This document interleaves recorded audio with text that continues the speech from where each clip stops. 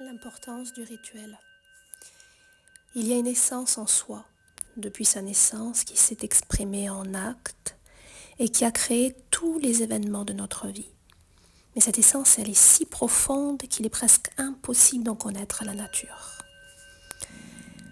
Cette essence possède toutes les empreintes des milliers de vies passées, avec tous les vices et les vertus accumulées.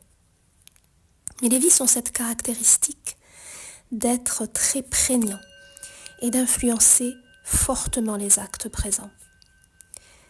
Personne, absolument personne, n'est dénué de ces tendances viciées. C'est même la nature de l'être humain de tenter de contrôler les brides de ses instincts. Ces vices se cachent à la racine de chacune de nos pensées, de nos tendances, de nos préférences, de notre personnalité.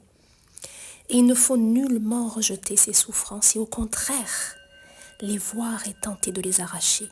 Mais comment ? Il faut créer de nouvelles habitudes qui vont contrecarrer complètement notre tendance naturelle. Avec l'âge, on connaît les conséquences de nos actions, si on les analyse, bien sûr, et ainsi par un travail de discipline, orienter ces actions dans un sens différent de notre inclinaison naturelle. C'est bien sûr un travail d'introspection, d'acceptation et de réorientation. L'image du char d'Arjuna, conduit par Krishna, est un symbole très très clair.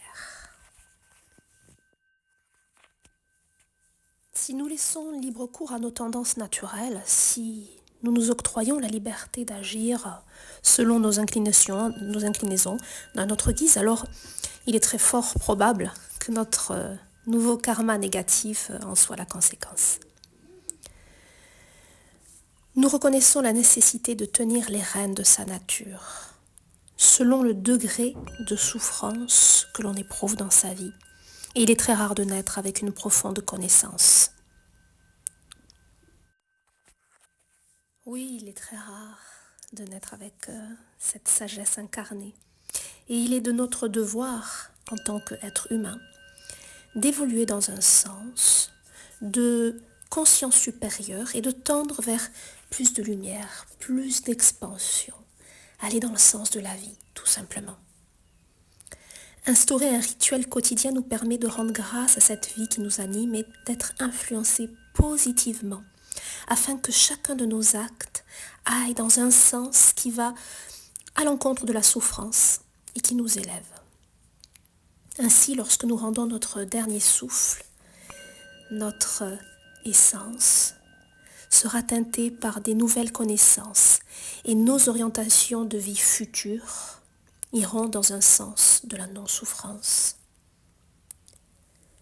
Notre vie sera plus belle